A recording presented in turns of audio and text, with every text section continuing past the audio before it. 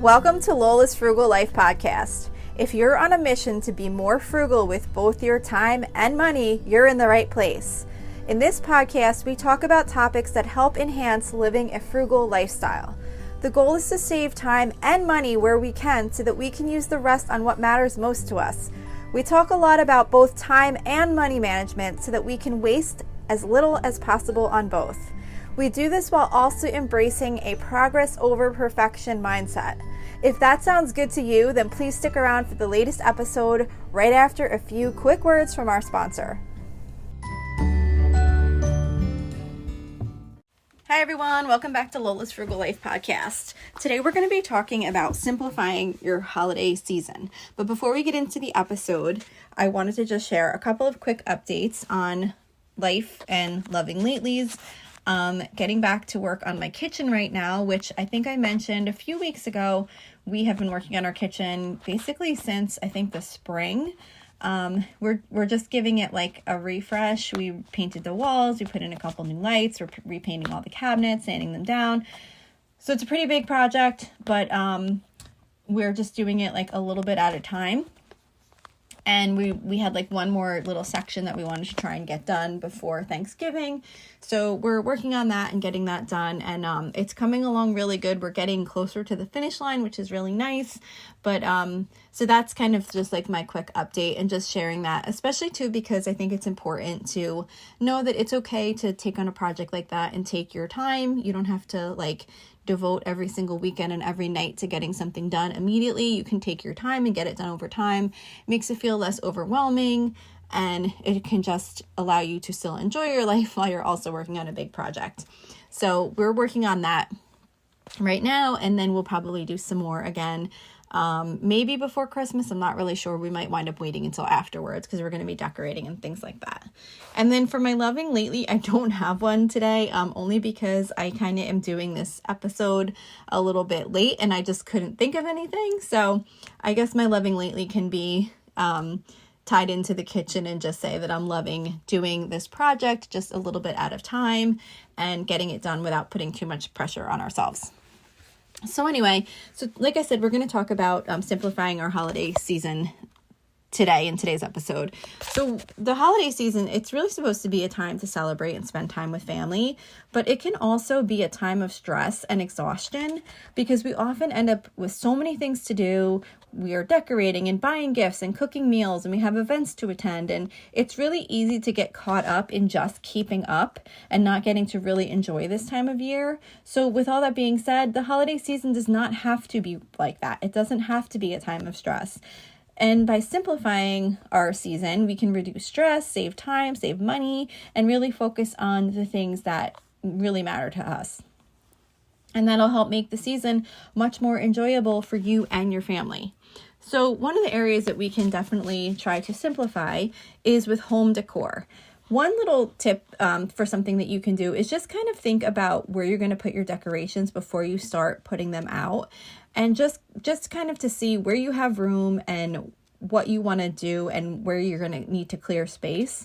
And then that way you're not taking a ton of time with all these decorations out and know where to put them and trying to kind of figure out, where things are going to go and where the things that were there were going to go. It's nice to just kind of clear a little bit of space and then say, okay, this is where the decorations are going to go. And then get your decorations, put them out, put away the old things that you had in those spaces, and then just kind of move on with that. If you find that you really love how you put your decorations up, you can take a picture of it and save it for the next year, because you know how sometimes like your decorations will come out like really great and then the next year you go to put them up and you can't really remember like how you had things set up or where you had things, and it just can be kind of awkward and spend a lot of time trying to figure those things out. So if you really love how something came out, take a picture of it and then just save it for the next year, and then you can just kind of follow the same thing.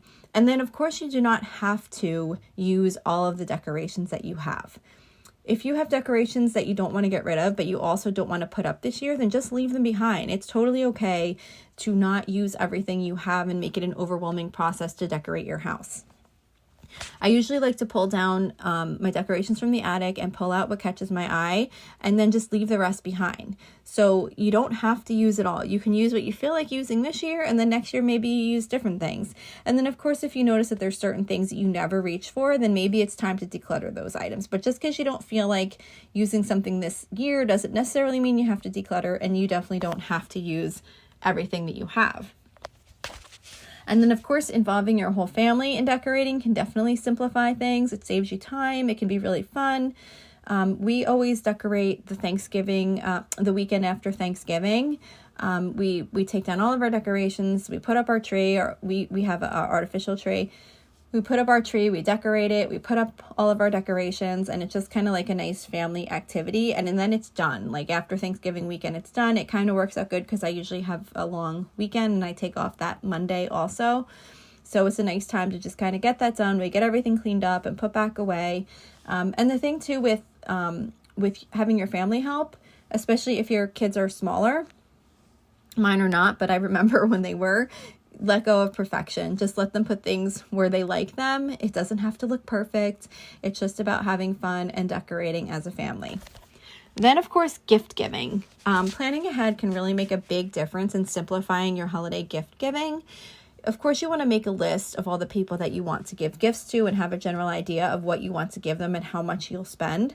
But you don't have to decide on the exact gift, but having some kind of, some type of idea can just kind of help reduce overwhelm. If you know in your mind what you might want to be getting for certain people, you can kind of stick with a theme, or, you can kind of have an idea.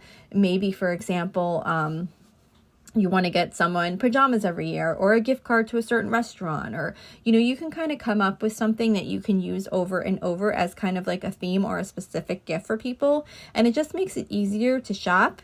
And it makes it easier to shop year after year, because if you kind of know what you're going to be getting, you don't have to spend so much time thinking and trying to kind of come up with the perfect gift. There's only so many things you can get a person, and especially as people get older, it gets more and more difficult. So just try and keep it simple, and don't be afraid to give those similar type gifts year after year. My mom gives us, one of the gifts that she gives us every year is a restaurant gift card. And even though I know she's going to give us a restaurant gift card pretty much every single year, I really love it because it's something to look forward to.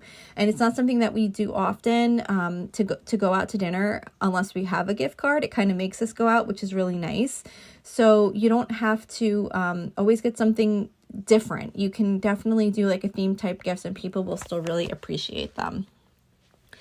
And, shopping does not have to be done marathon style. You could easily take your time and do one or two people at a time if you're able to, especially with shopping online. I'll usually kind of look at my list and maybe purchase a gift for a couple of people at a time. And then at one point, I have kind of gotten away from this, but what I was trying to do is when those gifts would come, I would try and wrap them right away. That way I was only wrapping a couple of gifts at a time rather than having to sit down and wrap like a gazillion gifts all at once. But shopping a little bit over time can definitely make it feel less overwhelming, and it can definitely help you in sticking to your budget because you can kind of focus on finding a gift that fits within the amount that you intend to spend for that individual. And also related to gift giving, see if there's alternate ways to exchange gifts. In my family, as my nieces and nephews got older, we started doing an adult gift exchange. Once the kids turned 18, they no longer got gifts from the aunts and uncles. They just joined in a group gift exchange if they wanted to.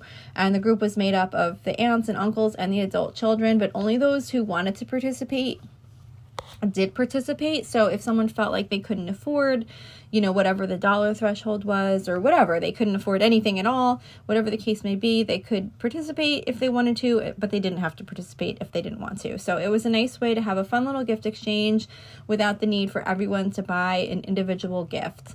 And it made it a lot less stressful because there's a lot of nieces and nephews in my family, and that was that many less people that we had to buy gifts for, but we could still have a nice little gift exchange with them, with whoever decided to participate. One of the members of our Facebook group also recently posted about the idea of doing a family trip instead of exchanging gifts. if your family's on board with that idea, that can be a really great alternative to exchanging gifts. I'm definitely going to start working on my family in hopes that we can do this in a couple of years, because I would really love to do that. And it's such a nice way to just kind of get the family together, and you don't have to spend so much money on things when, especially as your kids get a lot older, they pretty much kind of have what they want already anyway. So it's nice to be able to just kind of take that Christmas budget that you would have spent on your family and go do a nice little family trip and get to spend the time together.